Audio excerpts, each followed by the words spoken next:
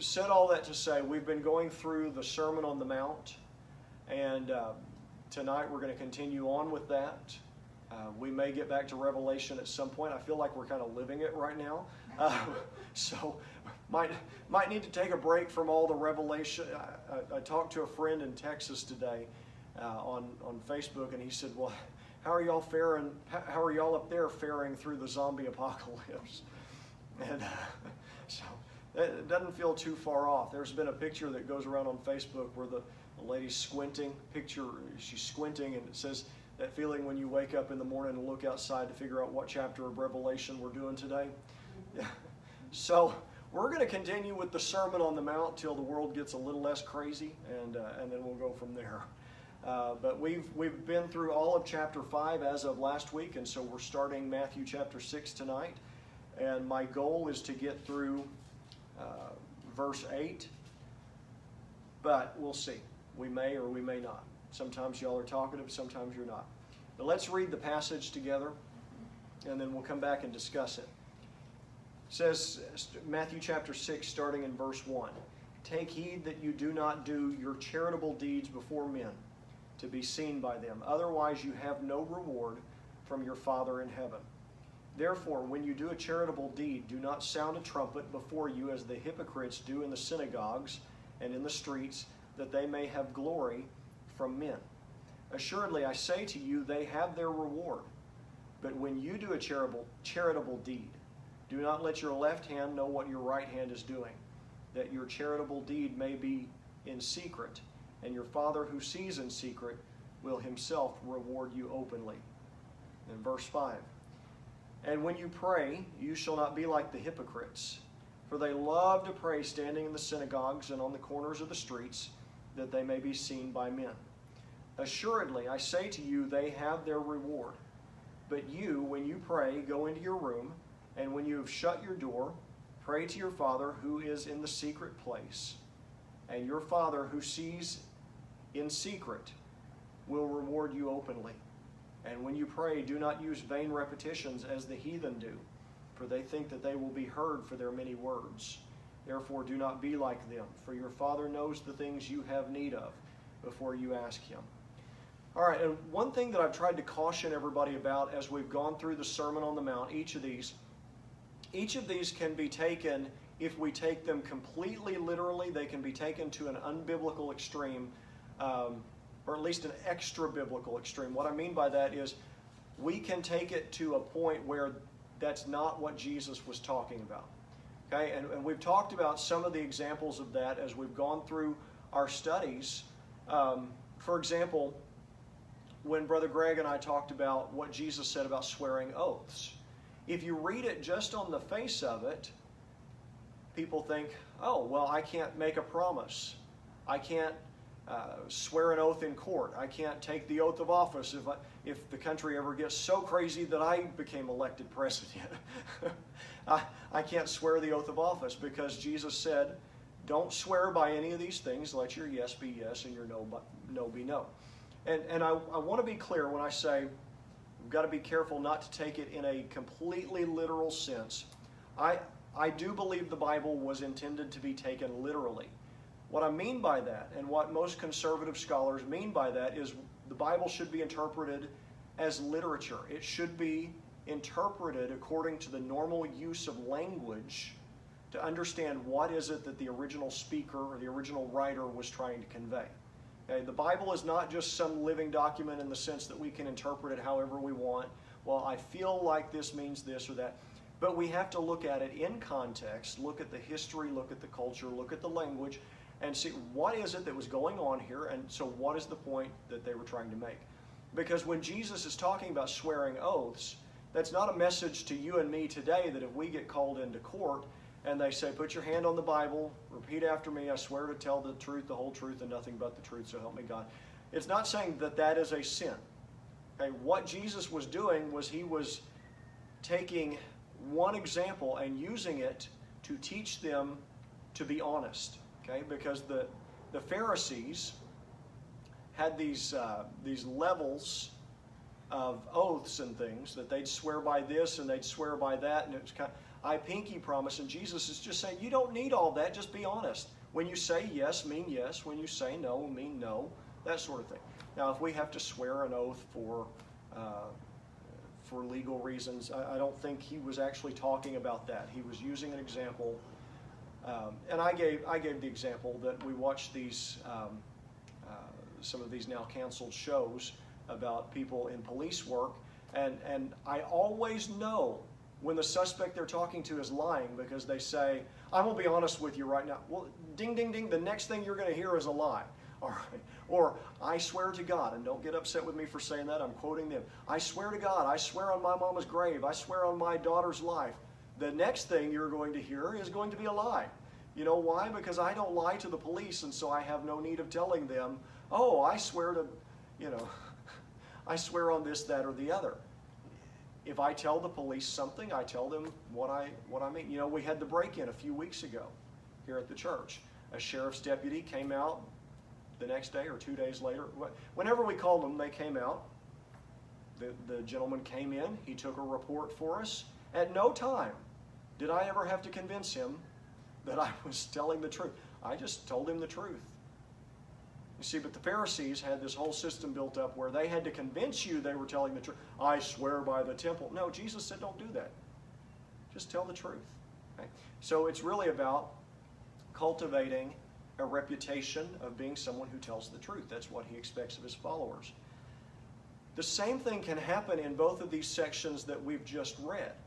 All right, where somebody can take it to an extreme because they focus on the specific example Jesus used instead, and they miss the broader point that he was making. Somebody might say that it's wrong to do a charitable deed. It's wrong to give to charity. It's wrong to do something nice for somebody if anybody else knows. If you didn't do it in absolute secret, if you didn't put on your COVID mask or your Antifa mask and go in complete secret where nobody knows who you are or what you did, then God's not pleased with, even though you did a good thing. It's not what Jesus is saying here.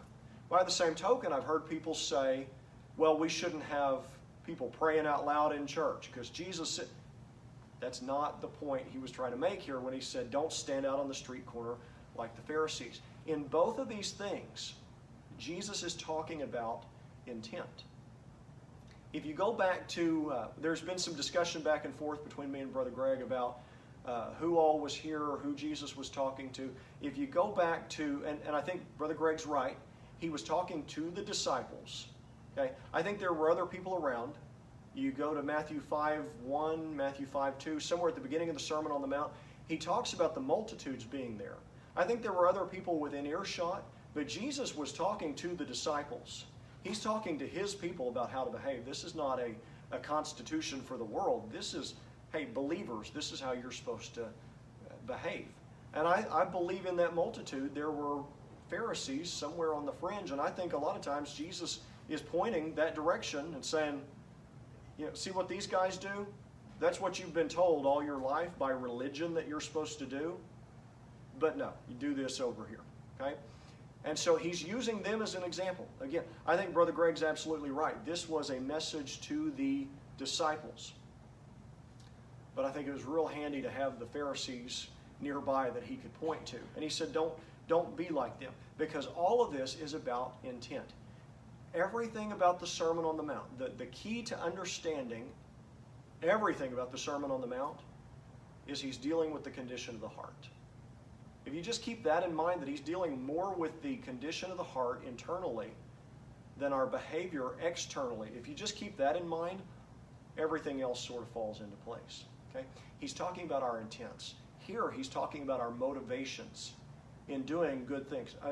You'd agree that it's a good thing to be charitable, right? It's a good thing to be generous to people. It's a good thing to pray, right? Both of these are things that God encourages. So he's not telling us, don't do those things or be secretive about them. He's talking about the motivation. He's talking about where is your heart when you're doing these things. Because we all know you can do the right thing for the wrong reasons, right? Or you can do the right thing with the wrong motivation. And my favorite example of that is, being a child myself years ago and being told by my mother, go clean up your room. Did I do it? Yeah. Was I happy about it? No. Did I grumble under my breath the whole time? If she's watching, I plead the fifth, all right? But to those of you in this room, yes, I grumbled the whole stinking time, okay? I did the right thing, but I did it with the wrong motivation. And we know that we can do that. So he says, take heed here in verse 1. And we'll move through this a little quicker if you're thinking, that's just the introduction to verse 1. Well, he says, take heed. Pay attention to what you're doing and pay attention to why you're doing it. When you do your charitable deeds, don't do them before men to be seen of them, okay? This is not a blanket thing about, hey, don't let anybody know. Don't do it don't do it out in the open with the motivation, with the purpose being that you want to be glorified in this. Don't do good things just so people can see you do good things and think, oh, he's really good. Did you see what he did? Did you see him helping the poor? It was plastered all over Facebook. You know, he's a good person. Yeah. On the front page of the Producer, wherever it is. It's on the Jumbotron at the sports stadium. You know, don't do things for the praise, is what he's saying here. Otherwise, you have no reward from your Father in heaven. Now, that doesn't mean we have a punishment from the Father in heaven for doing those things. It just means that's not something God's looking at and saying, oh, all right, well done. He's saying, no, you might have done the right thing outwardly, but inwardly your heart was wrong. I'm not rewarding this wickedness of the heart. Okay, there's nothing there that deserves a reward. He said, so verse 2, when you do a charitable deed, don't sound a trumpet before you like the hypocrites do in the synagogues, that they may have the glory. I cannot imagine going out. He's talking about charitable deeds here. Going out to do charitable deeds. Okay, I've done some street ministry. I've gone and worked some with homeless people in downtown Oklahoma City. It was a very scary experience the few times I did it. Nothing against the homeless. I'm just saying that it was a different world that I was not familiar with, and that's always a scary thing for me. Okay, so I've gone and done some of that. I cannot imagine, though, going and handing kits of toiletries and necessities and snacks and things to a homeless person, but saying, hold on, first let me blow an air horn, you know, and gather a crowd so they can watch me. I can't imagine what kind of person does that. And yet the Pharisees were doing just that. Because at that point, I mean, not only does God know you've done it just for the publicity, but also that person you're supposed to be helping, have you helped them or have you used them? And they know they've been used. And that's got to take somebody in a bad situation and make them feel like dirt. And so they were basically just going out and blowing trumpets and gathering a crowd and saying, hey, look at me. See all the great stuff I'm doing. And he said, don't do that. Don't be like the hypocrites. I'm going to put you on the spot here a little bit. Not that I'm not calling anybody a hypocrite, don't worry. But I'm going to put you a little bit on the spot. I'm wondering if you remember when I preached. It's been over a year, so I'm not mad if you don't remember.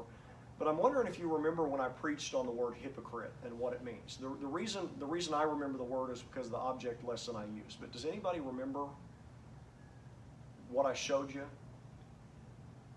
No? I was preaching on the word hypocrite because it was in the text a couple years ago. And I realized, or I discovered, that the word hypocrite in Greek is hypokrites. I mean, that's not amazing. It sounds alike. But it's the same word that they would use to describe an actor on the stage. And actors in the Greek world, they would wear those masks. You've seen the masks of comedy with the big smiley face and the drama mask with the sad face. They would put on those big masks and pretend to be a character. It was a word that was used to describe an actor. And so I made those paper masks and I brought them out on stage, and apparently it was just so memorable. That's all right. My kid, do what? I remember that. You do? Okay, all right. That's what I was asking about. So somebody does remember. My kids actually remember it, which is amazing, because by the time we get home for lunch, I say, Madeline, what did I preach about? Jesus? Okay, well, yeah, it's Jesus, but it's always Jesus. But they remember that. And I've even said to them before, recently, one of them will do something a little bit hypocritical in their dealings with the other, and I'll say, Hypocrites, you're wearing the mask. They would put on the mask, the actor would, and they'd pretend to be something they're not. The Pharisees, he said, don't be the hypocritical actors like the Pharisees, wearing a mask and hiding behind this outward thing, pretending to be so good and so righteous when you're really just covering up for what's inside. That's when the Bible talks about hypocrites. That's what it's describing. People that are playing a part. They're playing the part of a religious person while inwardly their hearts are far from God. He said, don't do that. Don't be like the hypocrites in the synagogue when they go out in the streets. They have glory from men. But he also says, assuredly I say to you, they have their reward. If they're not getting rewarded by God, what's the reward they're getting? Praise from men. It's not as good. But it's a lot more immediate, isn't it? You get your reward in heaven. Yeah. But yet, there's something about that immediate praise that sometimes our human nature we just can't get enough of. He says that's not why you're doing it. It's not why you should be doing it. He says when you do a charitable deed, do not let your left hand know what your right hand is doing. Okay? Obviously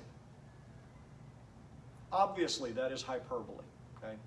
I'm not saying the Bible doesn't mean what it says. I'm saying Jesus was using a figure of speech to let people know if you are addicted to this kind of praise from people, then you need to take steps to separate yourself from it and make sure you don't get it. You need to cut yourself off from it here. So he says, make it where your left hand doesn't know what your right hand is doing. Now, I don't know how that would even physically be possible. I mean, if you have to walk around with your left hand in your pocket all the time and say, don't tell. Tell your right hand, don't tell. He's exaggerating in his use of language to help them understand. Go out of your way to avoid that praise. Why? Because if somebody accidentally figures out what you've done, then God's not going to bless you. No. But to fight against that tendency we have to want to be noticed. Because when we do charitable deeds, when we do charitable things, somebody's going to get glory for it. The right motivation is to do it for God to be glorified. The wrong motivation is to do it for us to be glorified. So he's saying if you're having a hard time, if you're struggling because you want to be glorified, he said, work to put it in secret so that people don't know. And he says, your Father who sees in secret, you think nobody notices. You think nobody sees. Well, what's the point? What's the point of doing it if it doesn't end up on Instagram? Nobody saw what I did. Nobody knows how what. The Father sees, and that's what matters, because the Father who sees what happens in secret will reward you openly for what happens in secret. When God is glorified, and when our hearts desire God's glory, that's something God's going to bless in us. I feel like we're running a little short of time, but I'm going to try to get to this part about prayer. May not take as long because I've already laid a lot of the groundwork, a lot of the foundation. This is very similar to what he said about the charitable deeds. And when you pray, you shall not be like the hypocrites. Okay, think again about the actors. They're wicked inside, so they're putting on the mask of religion and playing a part. He said they love to pray standing in the synagogues and on the corners of the streets that they may be seen by men. Now again, this does not mean it's wrong to pray out loud. It doesn't mean it's wrong to pray with other people or in front of other people. It doesn't mean it's wrong to have somebody lead in prayer at church or at a civic meeting or at a family dinner. It's not wrong to have somebody lead in prayer and pray outwardly. But again, it's talking about the motivation of the heart. Because as the Pharisees were praying, they weren't praying so they could glorify God. They weren't praying to honor God. They weren't praying to stay in touch with God. They were praying so other people would come and gather and see and say, Oh, brother so-and-so, he's so godly. Listen to how he prays. They would gather people on the street corners. Hey, I'm going to be out here praying. Y'all come, listen to me.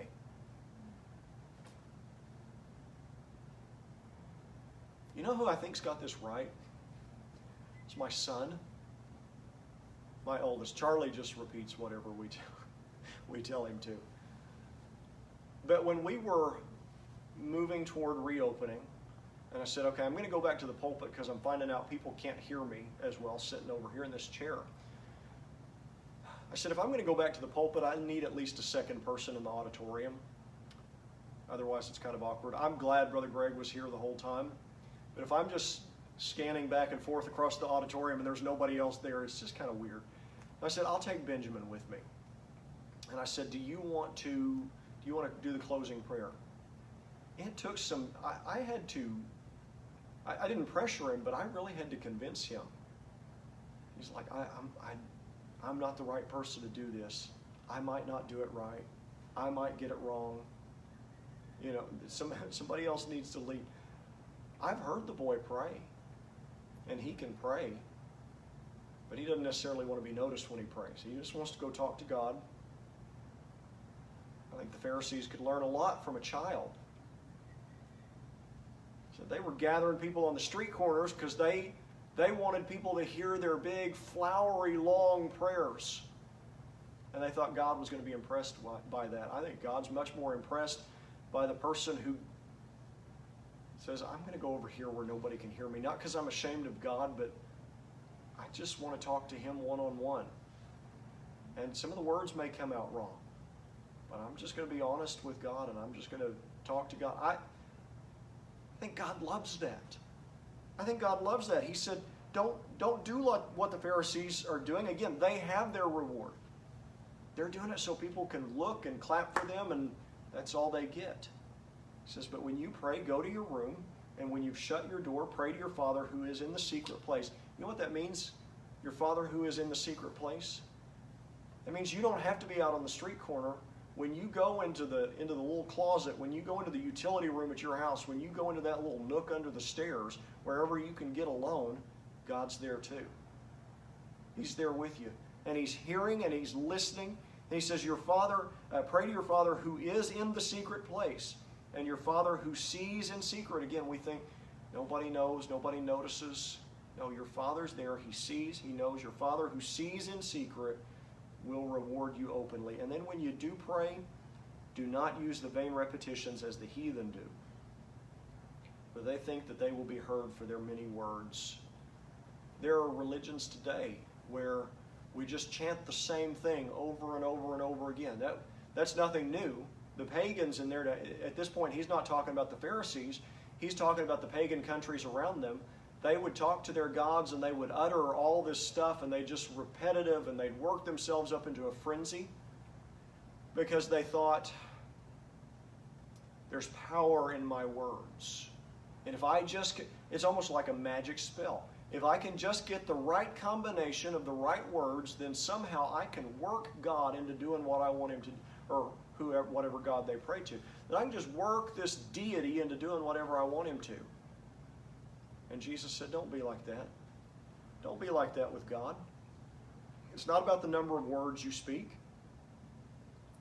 It's not about trying to manipulate God. He says in verse 8, don't be like them, for your Father knows the things you have need of before you ask Him. And you know, I've struggled with this concept myself because the Bible does tell us to pray without ceasing. Jesus told us that we should persist in prayer. He talked about the unjust judge who eventually gave in to the woman's request for justice just so she'd leave him alone, and said, if an unjust judge will hear petitions like that, don't you think that a loving Father would hear and answer? And so we're told, keep talking to God, keep asking, keep sharing with Him. And yet He tells us here, don't just keep repeating. Don't think that the more you talk, you're going to be able. But here's the thing. So I've wondered, should I ask God one time and just trust that He's going to do it? Or should I keep asking Him? Okay, the issue is not how many times we ask or don't ask. The issue is the motivation. Are we thinking we're going to obligate God to do something? Are we thinking we're going to manipulate God? That if I say just the right words, if I get just enough of them, if I do it just right, that somehow I'm going to make God do my bidding? We're not supposed to do that. But we are supposed to be persistent in prayer. The point of this, just talk to God. Just talk to your Father. Don't make it some big ordeal. Don't make it some big production. Don't. Just be honest with your Father. And do things for His glory. Not for your glory, not to get your way through your much speaking, through your many words. But just be real with your Father about who you are. And do things for His glory. Because if we find that we desire God's glory, if we desire for God to be glorified, and we serve Him from that standpoint and with that mindset, that's when God begins to bless us. Because we see Him talking about the rewards here. Doesn't necessarily mean monetary blessings, but God blesses when we pursue His glory instead of our own. All right, I could talk about this a lot longer, but I'm not going to. Do y'all have any questions or comments? Normally you jump in more, but again, we're sitting around a table, and I don't know what you're supposed to do in here. Raise a hand like in school or what?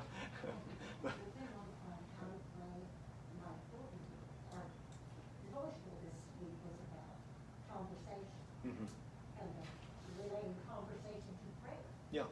You know, when you're driving down the road and you're having a conversation with God, that's prayer. Yeah. And it's a two-way conversation. It's not standing on the floor and having to say specific words. And I mean, I pray like that most of the time. Yeah. When I'm out in the yard, I will get down on my knees in the closet. Right. Yeah. It's a conversation. Yeah, absolutely. At its most basic level, prayer, I think we make prayer too hard sometimes. It's a conversation with God. And I understand wanting to afford God the respect He deserves. I get that. We should. But it's a conversation with God. I'm right there with you. I have some of my best conversations with God in the truck. I have mine on the lawnmower when you get work. Yeah. Well, when I'm at home, when I'm sitting at the house, there's children screaming all over the place. When I'm here, there's always a phone ringing or an email coming in or something going on. When I'm in the truck, sometimes I'll tell Charlotte, God and I are going to Sonic. I'll be back in 15.